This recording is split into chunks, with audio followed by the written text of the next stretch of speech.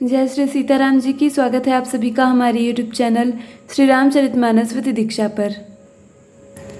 पिछली वीडियो में हमने देखा था कि श्री सीताराम जी तथा लक्ष्मण जी वनवास के लिए माता पिता से विदा मांगकर गुरु के पास जाते हैं। राम जी वहाँ अनेकों प्रकार से ब्राह्मणों को दान देते हैं, याचकों को भी यथाचित सामग्री प्रदान कर कर उन्हें गुरु के हवाले कर देते हैं और वन जाने के लिए तैयार हो जाते हैं।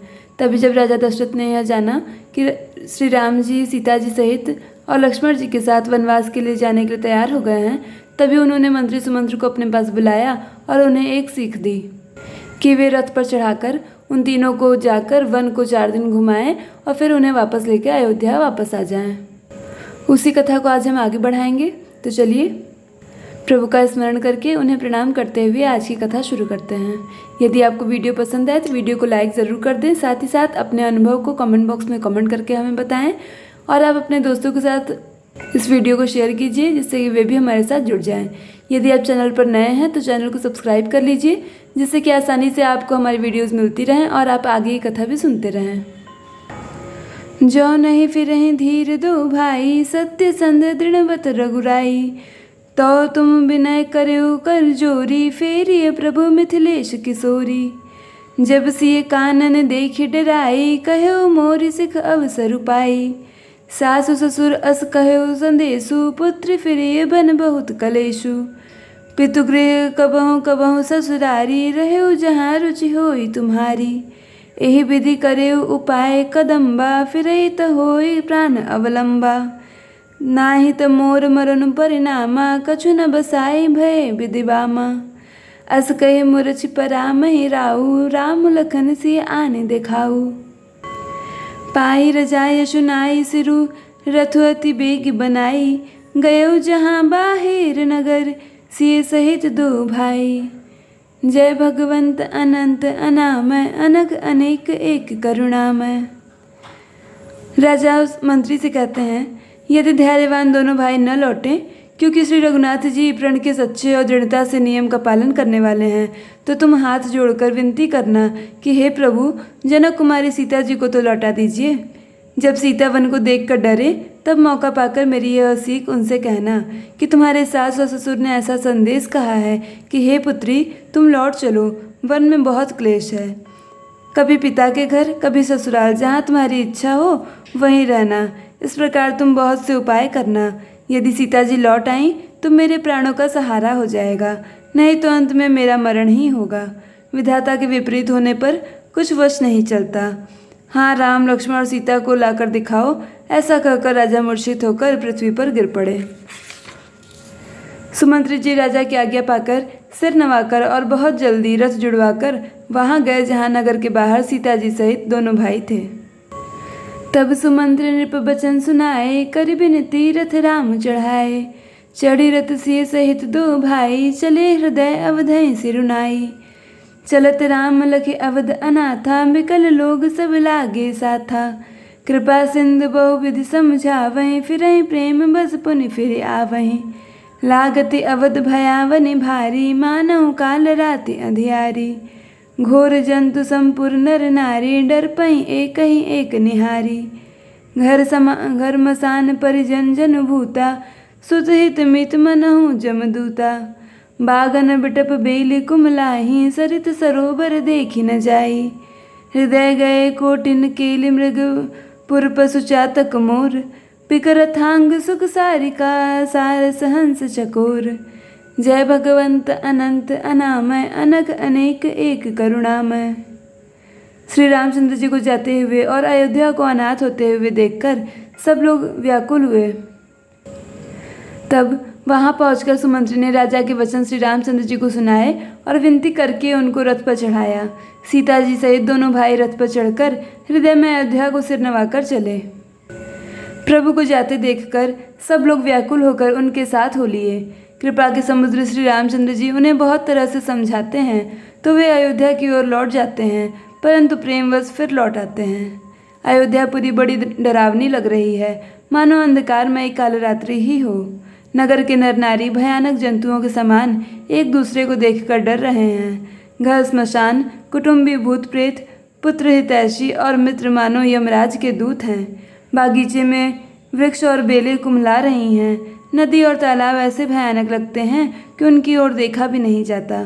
करोड़ों घोड़ों, हाथी, खेलने के लिए पाले हुए हिरन, नगर के गाय, बैल, बकरी आदि पशु, पपीहे, मोर, कोयल, चकवे, तोते, मैना, सारस, हंस और चकोर श्री रामचंद्र जी के वियोग में सभी व्याकुल हुए। जहाँ तहाँ ऐसे चुपचाप स्थिर होकर खड़े हैं मानो तस्वीर में लिखकर बनाए हुए हैं।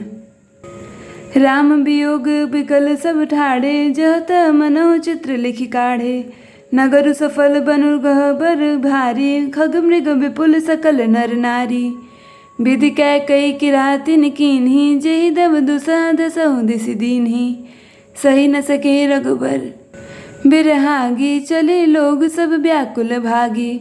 सबहि विचारु किन्न मन माही, राम लखन सिय बिनु सुख नाही। जहाँ राम तह स्वरूज समाजू, बिनु रघुबीर अवध नहीं काजू।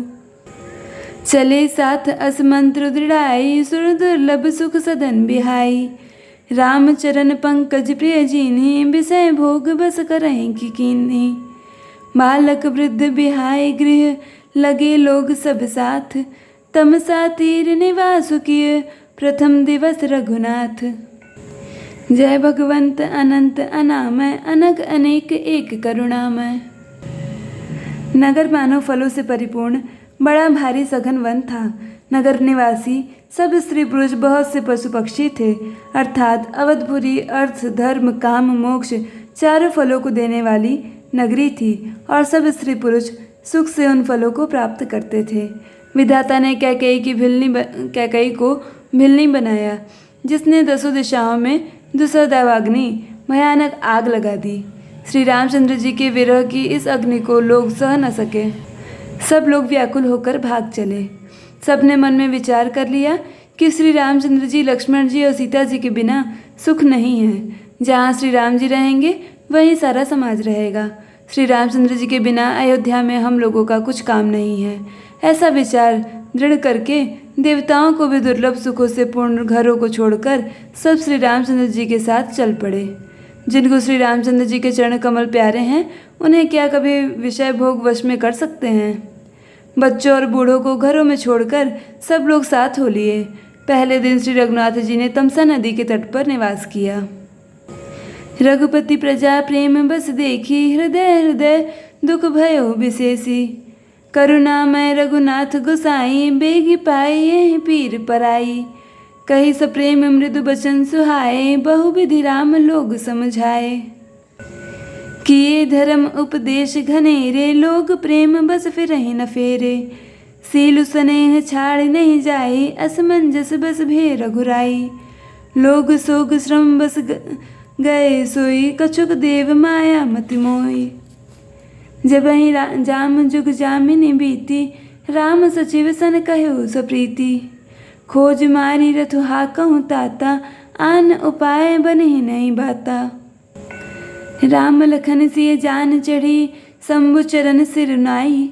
सचिव चलायो तुरत रथु, इत उत खोज दुराई। जय भगवंत अनंत अनामय, अनग अनेक एक करुणामय। प्रजा को प्रेमवश देखकर श्री रघुनाथ जी के दयालु हृदय में बड़ा दुख हुआ। प्रभु श्री रघुनाथ जी करुणामय हैं, पराई पीड़ा को वे तुरंत पा जाते हैं, अर्थात दूसरों का दुख देखकर वे तुरंत स्वयं दुखित हो जाते हैं। प्रेम युक्त कोमल और सुंदर वचन कहकर श्री रामचंद्र जी ने बहुत प्रकार से लोगों को समझाया और बहुत तेरे धर्म संबंधी उपदेश दिए, परंतु प्रेमवश लोग लौटते नहीं। शील और स्नेह छोड़ा नहीं जाता। श्री रघुनाथ जी असमंजस में अधीन हो गए। शोक और परिश्रम के मारे लोग सो गए और कुछ देवताओं की माया से भी उनकी बुद्धि मोहित हो गई। जब दोपहर रात बीत गई तब श्री रघुनाथ जी ने प्रेम पूर्वक मंत्री सुमंत्र जी से कहा, हे तात, रथ के खोज मारकर अर्थात पहिए को चिन्हों से दिशा का पता न चले, इस प्रकार रथों को हाँकिए और किसी उपाय से बात नहीं बनेगी। शंकर जी के चरणों में सिर नवाकर श्री रामचंद्र जी, लक्ष्मण जी और सीता जी रथ पर सवार हुए। मंत्री ने तुरंत ही रथ को इधर उधर खोज छिपाकर चला दिया। जागे सकल लोग भय भोरू, गे रघुनाथ भयो अति सोरू। रथ कर खोज कतहु नहीं पावहीं, राम राम कहि चहुदिसि धावहीं। मनहु बारि निधि बूढ़ जहाजु, भयो बिकल बड़ बनिक समाजु। एकहीं एक देहि उपदेशु, तजे राम हम जानि कलेशु। निंदहि आप सराहहि मीना, धिग जीवन रघुबीर बिहीना। जो पै प्रिय वियोग विधि कीन्हा, तो कस मरन न मांगे दीन्हा। एहि विधि करत प्रलाप कपाला, आए अवध भय परितापा। विषम वियोग न जाए बखाना, अवधि आस सब राखें प्राणा। राम दरस हित नेम व्रत, लगे करन नर नारी। मनहु कोकी कमल, दीन विहीन तमारी। जय भगवंत अनंत अनामय, अनग अनेक एक करुणामय। सवेरा होते ही सब लोग जागे तो बड़ा शोर मचा कि श्री रघुनाथ जी चले गए, कहीं रथ का खोज नहीं पाते। सब हाँ राम पुकारते हुए चारों ओर दौड़ रहे हैं, मानो समुद्र में जहाज डूब गया हो, जिससे व्यापारियों का समुदाय बहुत ही व्याकुल हो उठा। वे एक दूसरे को उपदेश देते हैं कि श्री रामचंद्र जी ने हम लोगों को क्लेश होगा यह जानकर छोड़ दिया है। वे लोग अपनी निंदा करते हैं और मछलियों की सराहना करते हैं। कहते हैं श्री रामचंद्र जी के बिना हमारे जीने को धिक्कार है। विधाता ने यदि प्यारे का वियोग ही रचा तो फिर उसने मांगने पर मृत्यु क्यों नहीं दी। इस प्रकार बहुत से प्रलाप करते हुए वे संताप से भरे हुए अयोध्या जी में आए। उन लोगों के विषम वियोग की दशा का वर्णन नहीं किया जा सकता। 14 साल की अवधि की आशा से ही वे प्राणों को रख रहे हैं।